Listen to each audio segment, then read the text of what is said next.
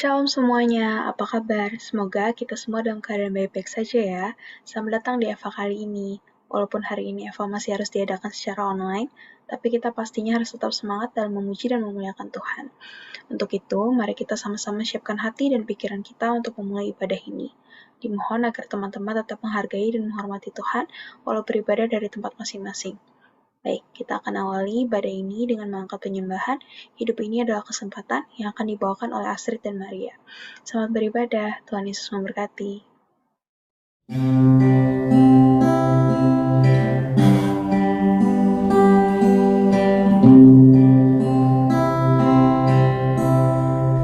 Hidup ini adalah kesempatan. Hidup ini untuk melayani Tuhan. Jangan sia-siakan waktu yang Tuhan beri. Hidup ini hanya sementara. Hidup ini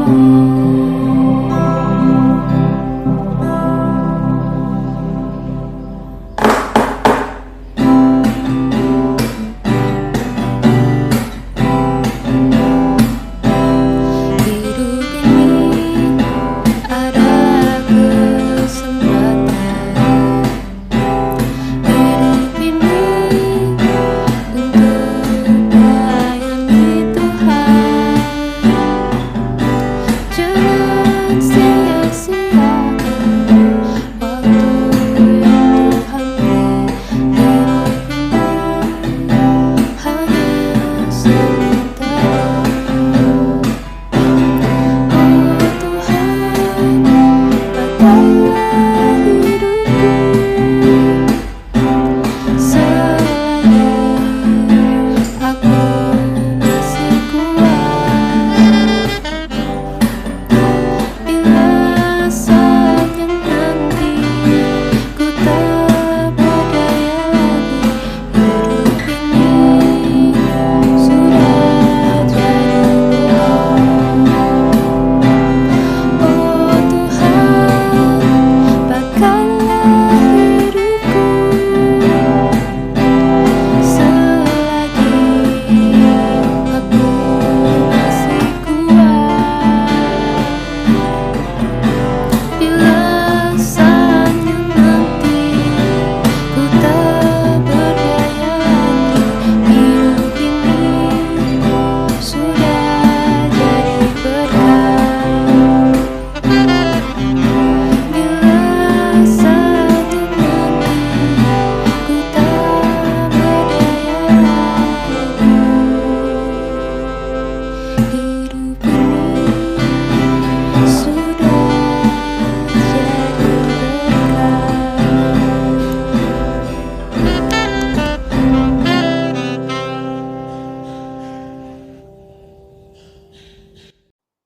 Sekarang, mari kita kembali menyiapkan hati dan pikiran kita untuk mendengarkan firman Tuhan.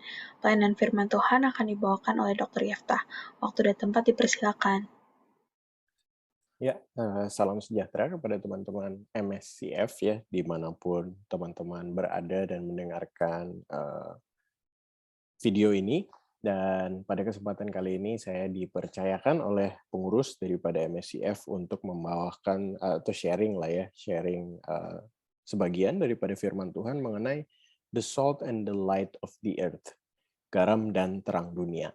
Namun sebelum kita masuk lebih dalam kepada pembahasan ini, mari kita satu dalam doa. Bapa di surga, Bapa dalam nama Tuhan Yesus, Tuhan, hamba bersyukur Tuhan untuk sesi kali ini ya Bapak. Walaupun khotbah ini harus disampaikan secara pre-recorded atau direkam, tapi hamba percaya bahwa kuasa firman-Mu Tuhan melebihi ruang dan waktu, sehingga pasti ada kuasa dan bisa berbicara kepada setiap kami sesuai dengan apa yang kami butuhkan ya Bapak. Biarlah Roh Kudus-Mu yang menerjemahkan sesuai dengan kebutuhan kami. Dalam nama Tuhan Yesus kami berdoa. Amin.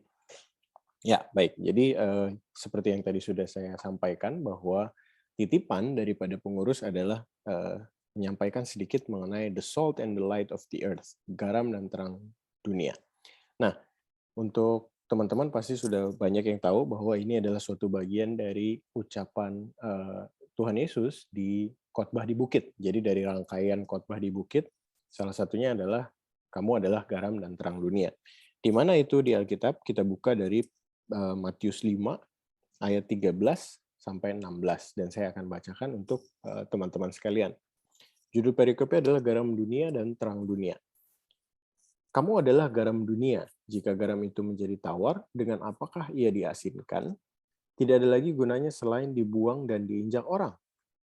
Kamu adalah terang dunia. Kota yang terletak di atas gunung tidak mungkin tersembunyi. Lagi pula orang tidak menyalakan pelita lalu meletakkannya di bawah gantang, melainkan di atas kaki dian, sehingga menerangi semua orang di dalam rumah itu. Demikianlah hendaknya terangmu bercahaya di depan orang, supaya mereka melihat perbuatanmu yang baik dan memuliakan Bapamu yang di sorga.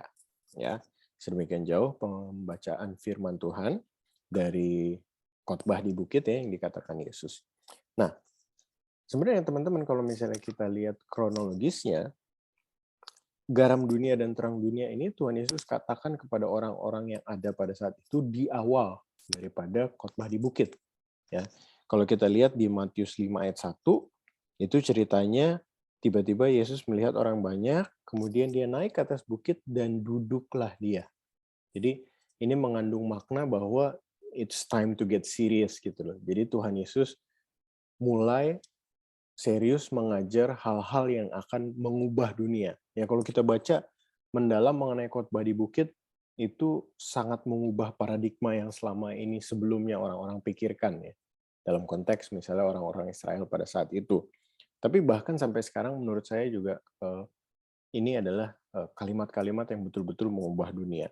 Nah, diucapkannya garam dunia dan terang dunia ini setelah perikop yang pertama, yaitu ucapan bahagia. Ada 9 ucapan bahagia yang pertama kali Tuhan Yesus ungkapkan di khotbah di bukit, yaitu berbahagialah mereka yang miskin di hadapan Allah. Berbahagialah orang yang berduka cita. Berbahagialah orang yang lemah lembut. Orang yang lapar, orang yang murah hati. Berbahagialah orang yang suci hatinya. Berbahagialah orang yang membawa damai. Dan berbahagialah orang yang dianiaya oleh sebab kebenaran. Ya, jadi ini adalah 9 ucapan bahagia yang sangat counterculture ya kalau kita lihat ya. Orang kan maunya kaya, maunya kenyang gitu ya. Maunya tinggi hati dan segala macam. Itu diubah sama Tuhan Yesus paradigmanya melalui 9 ucapan bahagia. Jadi bisa dibilang bahwa sebelum jadi garam dan terang dunia, Tuhan Yesus sempat bilang dulu nih bahwa ada prasyaratnya loh. Kamu yang saya bilang adalah garam dan terang dunia adalah orang-orang yang sudah memiliki prasyarat tadi, 9 ucapan bahagia ya. Kita harus bisa miskin di hadapan Allah, kita berbahagia kalau berduka cita, kita harus lemah lembut dan lain sebagainya. Ya, nanti saya kira itu untuk kesempatan lain mungkin bisa dicatat oleh pengurus MSCF kalau misalnya mencari tema, boleh tuh bahas mengenai 9 ucapan bahagianya Tuhan Yesus di awal daripada khotbah di bukit. Nah, jadi prasyaratnya kita udah jelas bahwa pada saat Tuhan Yesus ngomong kamu adalah garam dan terang dunia, ini nggak kepada semua orang nih. Ini hanya selected view gitu ya, orang-orang tertentu aja itu selected view. Nah, jadi kemudian Yesus bicara tentang kamu adalah garam dunia dan terang dunia. Jadi Tuhan Yesus sedang menempatkan kedudukan daripada orang-orang Kristen pada saat itu, yaitu orang-orang yang duduk dan mendengarkan khotbah dia, orang-orang percaya gitu ya. Dan sekarang termasuk kita yang sudah memenuhi prasyarat tadi, ya 9 ucapan bahagia, kita digambarkan sebagai garam dunia yang pertama, dan kedua sebagai terang dunia. Ya. Yang pertama kita mau bahas garam dulu. Oke, dan mungkin teman-teman berpikir ya, kenapa ya garam yang digunakan ya? Kenapa nggak kayu, gula, batu bara, madu, susu, apapun lah. Pokoknya hal-hal yang biasanya kesannya positif, hal-hal yang kesannya berharga gitu ya. pasti udah sering dengar karena garam itu mengawetkan, memberi rasa dan lain sebagainya. Cuma kita akan masuk sedikit lebih dalam, kenapa sih garam yang digunakan gitu ya. Dan kita tahu bahwa yang namanya garam itu terdiri dari dua elemen dasar. Yang pertama adalah natrium, yang kedua adalah chloride ya, NaCl ya. Nah, teman-teman di kedokteran pasti udah familiar dengan NaCl. Nah, sangat menarik bahwa kalau kita pelajari bahwa natrium dan chloride itu dia sangat berguna kalau dia sama-sama. Ya. Dua elemen ini jadi satu sebagai sodium chloride ya atau natrium klorida sebagai garam. Tapi jika itu dipisah, ya, natrium sendiri, chloride sendiri, itu adalah zat yang sangat beracun, sangat bisa membunuh gitu ya kalau misalnya mereka berdiri sendiri. Ya. Jadi sebenarnya di sini aja tuh sudah mengandung makna pada saat kita dibilang kamu adalah garam dunia, gitu ya, itu mau menjadi simbol bahwa sebenarnya manusia itu jahat. Ya. Kalau kita berdiri sendiri, natrium atau chloride itu jahat. Tapi kalau misalnya manusia dengan sifat dosanya itu jahat, diperbaharui, dilahirkan kembali dalam Kristus oleh kuasa Roh Kudus, ya. Jadi ada manusia dengan sifat dosa dan kedagingannya, ditambah dengan Roh Kudus, itu bisa menjadi sesuatu yang luar biasa, sesuatu yang bahkan bisa memuliakan Allah.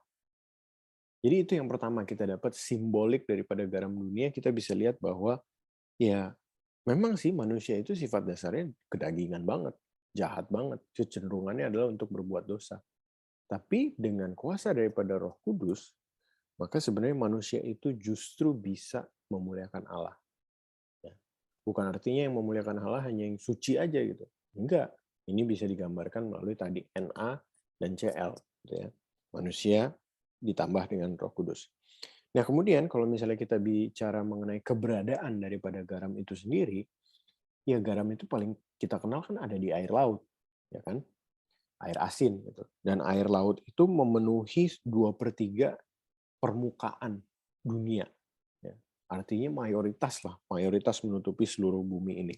Nah, ini bisa kita ambil juga secara simbolik bahwa Tuhan Yesus mau menggambarkan bahwa orang Kristen itu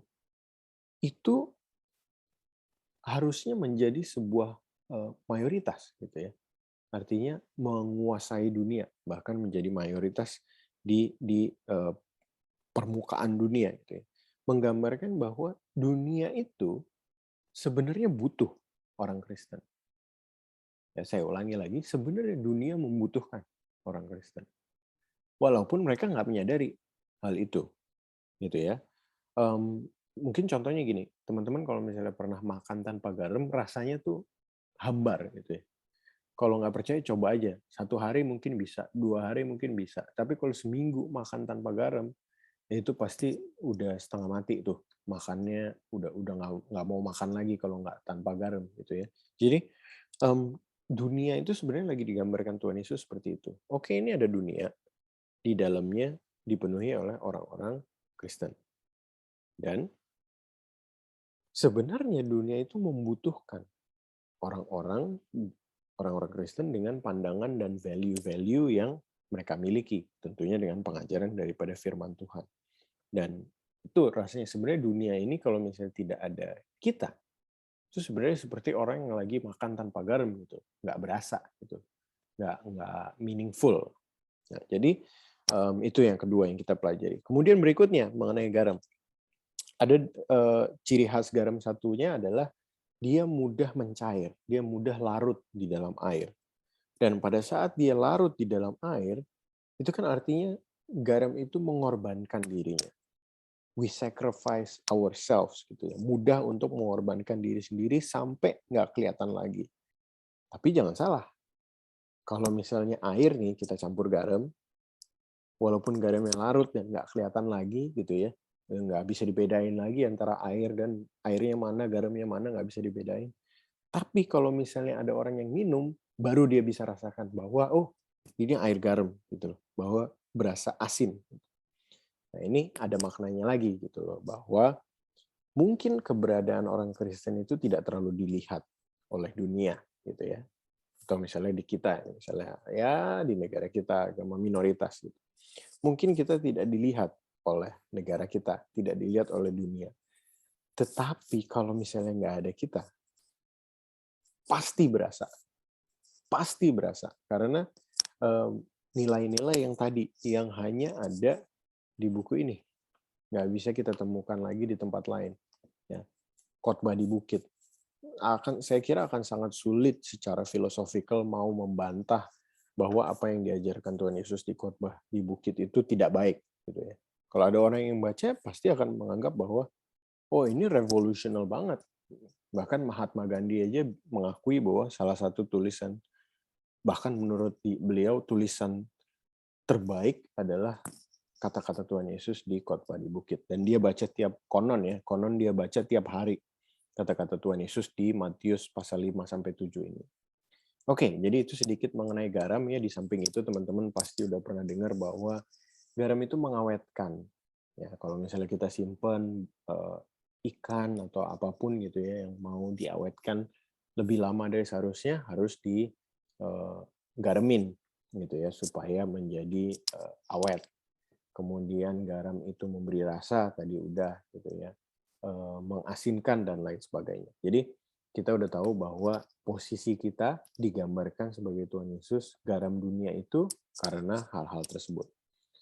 Kemudian yang kedua adalah tentang terang. Setelah Tuhan Yesus bilang, kamu adalah garam dunia, jika garam itu menjadi tawar, dengan apakah ia diasinkan? Tidak ada lagi gunanya selain dibuang dan injak orang. Jadi orang Kristen harus nggak boleh jadi tawar gitu ya. Karena kalau misalnya kita udah jadi tawar, udah nggak berdampak kepada orang lain, maka tidak ada gunanya lagi. Kemudian Tuhan Yesus bicara mengenai terang. Kota yang terletak di atas gunung tidak mungkin tersembunyi, yang namanya pelita tuh harusnya ditaruh di atas supaya menerangi dan bukan di bawah. Dan teman-teman kalau misalnya kita pelajari, Tuhan Yesus bicara tentang terang di Alkitab itu hanya 2 kali. Yang pertama, boleh dibuka sama-samanya di Yohanes 8 ayat 12.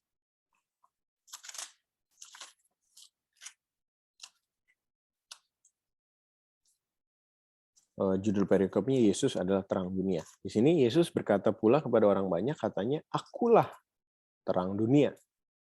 Barang siapa mengikut aku, ia tidak akan berjalan dalam kegelapan, melainkan ia akan mempunyai terang hidup. Ya, itu yang Tuhan Yesus katakan tentang dia mengenai terang. Kemudian yang kedua, Yesus bicara tentang terang ya di Matius 5 ayat 14 ini. Dan artinya ini ada suatu hal yang artinya orang Kristen itu digambarkan oleh Tuhan Yesus itu spesial banget. Ya. Sangat diindahkan. Karena dia bilang, akulah terang dan kamu adalah terang dunia. Jadi benar-benar ini harusnya nggak bisa dipisahkan gitu loh. Ya. Karena Tuhan itu adalah terang. Allah adalah terang. Makanya ciptaan pertama adalah sebelum dunia ini dijadikan, ya kita ke Kejadian, ciptaan pertama. Yang pertama kali Tuhan bilang adalah, jadilah terang. Karena terang itu adalah dari diri Tuhan sendiri. Ciptaan pertama adalah terang. Let there be light. Terang itu berasal dari diri Allah sendiri. Nah, kalau kita kembalikan lagi ke konteks, itu sebenarnya waktu zaman dulu itu di kepercayaan Persia pada saat itu yang ada di sekitar, ya artinya kan satu zaman lah dengan orang-orang Israel pada saat itu yang duduk dan mendengarkan Tuhan Yesus khotbah di bukit. Dulu tuh ada dualisme, jadi ada yang berpikir bahwa ada dewa terang yang adalah baik dan kemudian ada dewa kegelapan yang buruk gitu ya. Ya, the battle between good and evil lah, battle between light and the dark. Selalulah ada ya kontras seperti ini. Dan jadi Tuhan Yesus mau menggunakan contoh ini bahwa kamu nih orang-orang Kristen adalah hal-hal baiknya dunia ini.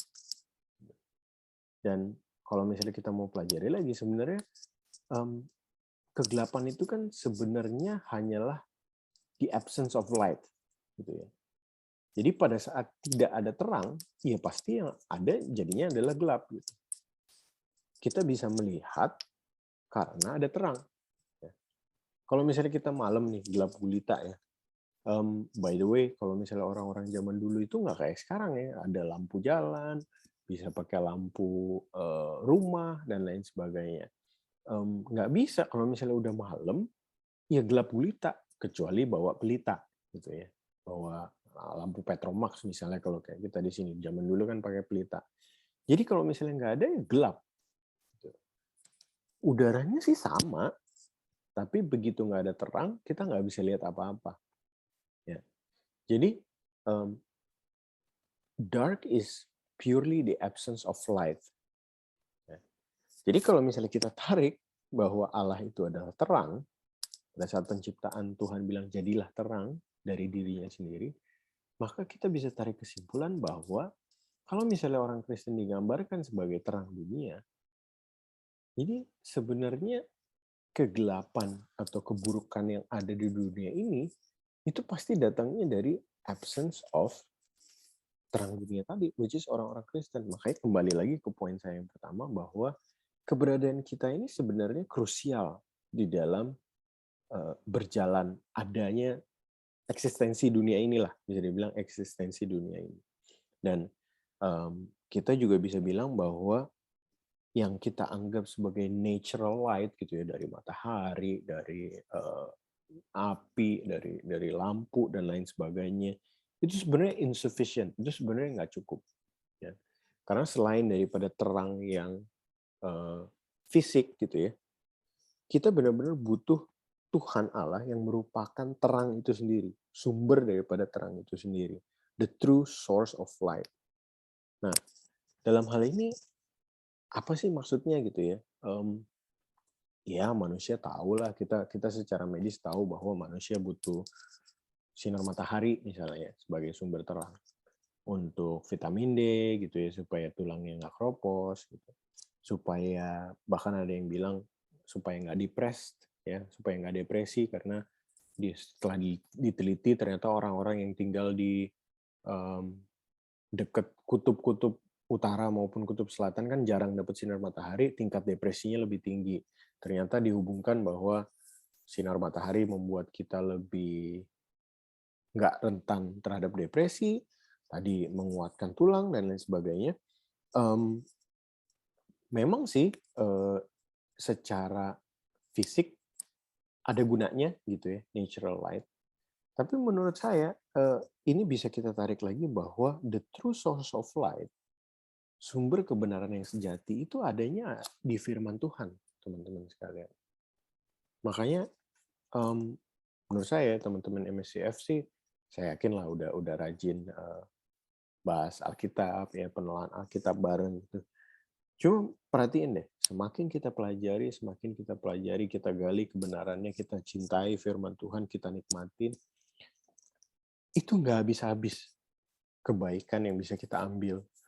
Pelajaran dunia, pelajaran filosofi yang bisa kita ambil dari Alkitab tuh nggak habis-habis.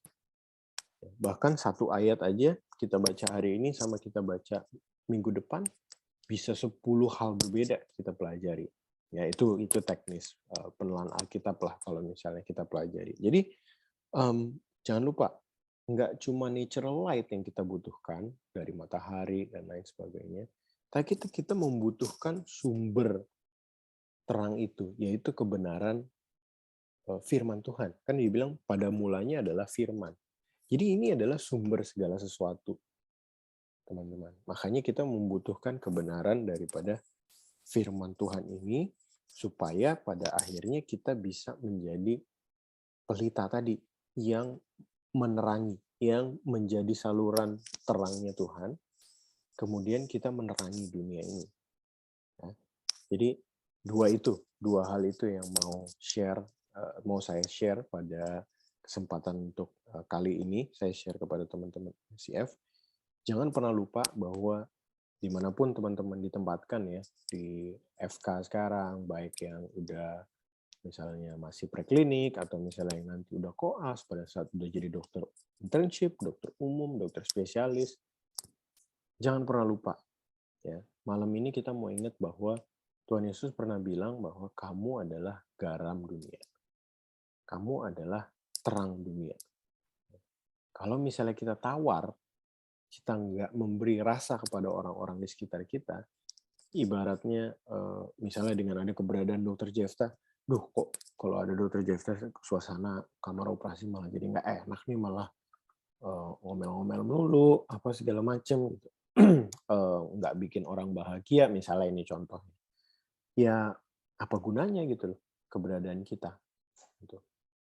Apa gunanya keberadaan kita di tengah-tengah dunia ini kalau kita tidak bisa mengambil apa yang menjadi firman Tuhan, memberi rasa kepada orang lain, memberi makna kepada kehidupan orang lain, dan juga menerangi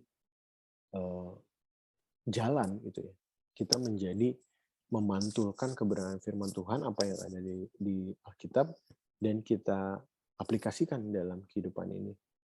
Ya, dan biasanya sih kalau kita melakukan apa yang dikatakan firman Tuhan, biasanya orang-orang dari kepercayaan apapun gitu ya, agama apapun, pasti akan setuju bahwa apa yang kita lakukan adalah baik adanya. Ya, dan bahkan bukan baik menurut dunia ini aja, tapi baik menurut standarnya Tuhan. Gitu. Ya coba aja praktekkan, nggak akan ada yang secara norma atau secara adat, secara budaya dianggap sebagai salah. Kalau misalnya kita baca dari khotbah di bukit ya, cara berdoa, cara berpuasa, segala macem lah. Kalau misalnya ditampar pipi kiri, kasih pipi kanan, itu kan ajaran-ajaran Tuhan Yesus yang belum pernah ada sebelumnya. Dan begitu ada khotbah di bukit ini, maka Tuhan Yesus buat suatu revolusi gitu ya, bahwa oke, kamu dulu percaya hukum Taurat, aku di sini bukan untuk mendiadakannya, tapi untuk menggenapinya. Dia kasih bahwa dulu kamu percaya begini, tapi sebenarnya yang harus dilakukan begini. Dulu kamu tahunya begini, tapi salah, harusnya yang dilakukan adalah begini. Jadi itu aja teman-teman yang mau saya bagikan. Jangan lupa teman-teman MSIF di sini semuanya adalah garam dunia dan terang dunia. Tuhan punya misi, Tuhan punya kegunaan untuk teman-teman masing-masing gitu ya. Mungkin sekarang kita belum sadar. Aku juga dulu menyadari bahwa waktu sekolah ya pikiran kita hanya sekolah aja dan nggak memikirkan pada kira-kira apa ya rencana Tuhan untuk dunia ini melalui kita, kok kayaknya masih jauh banget. Tapi percayalah, kamu adalah garam dunia dan kamu adalah terang dunia.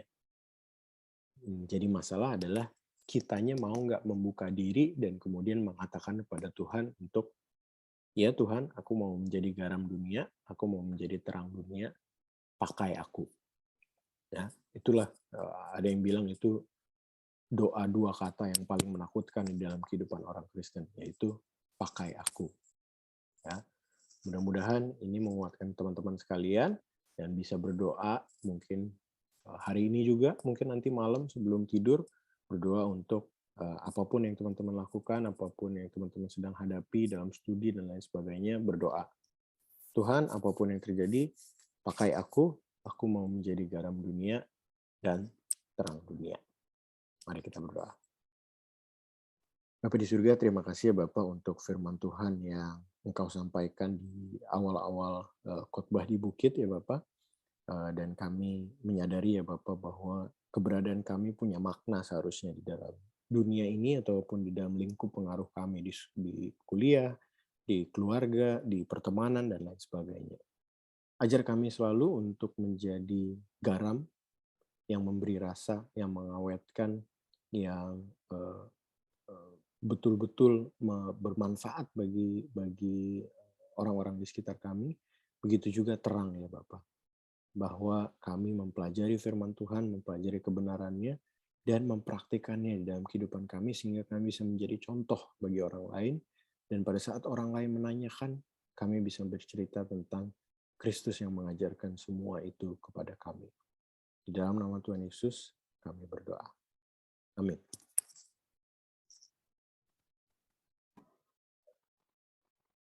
Baik, terima kasih Dr. Yefta atas pelayanan firman yang telah dibawakan.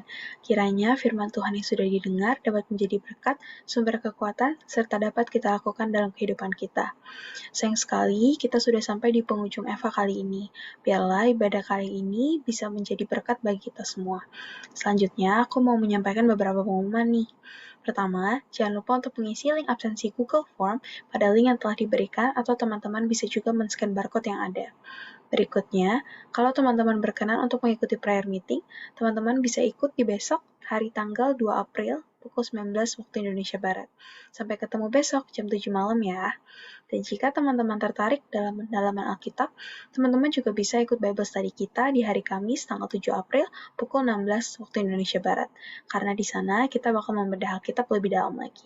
Keempat, jangan lupa juga nih teman-teman yang mau mengikuti Faith Activity berikutnya, yaitu di hari Jumat tanggal 8 April pukul 11.50 waktu Indonesia Barat. Kemudian bagi teman-teman yang rindu untuk dimuridkan dan rindu untuk semakin bertumbuh di dalam Tuhan, teman-teman juga bisa nih ikut kakak atau kelompok kecil kita. Untuk info lebih lanjut, teman-teman bisa menghubungi Kak Valentin via line dan bisa juga langsung daftar melalui link ataupun barcode-nya.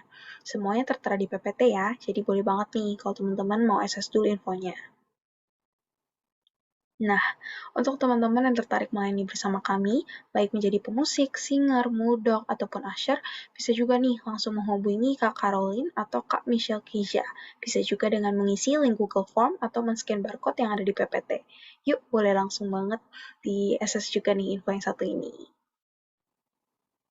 Terakhir banget nih, teman-teman juga bisa banget cek sosial media Shift, karena di sana akan ada banyak banget update-update menarik yang pastinya nggak kalah seru. Jadi jangan lupa kepoin ya. Sekian untuk Faith Activity dan pengumuman hari ini. Sampai bertemu di Faith Activity selanjutnya. Tuhan Yesus memberkati. Shalom.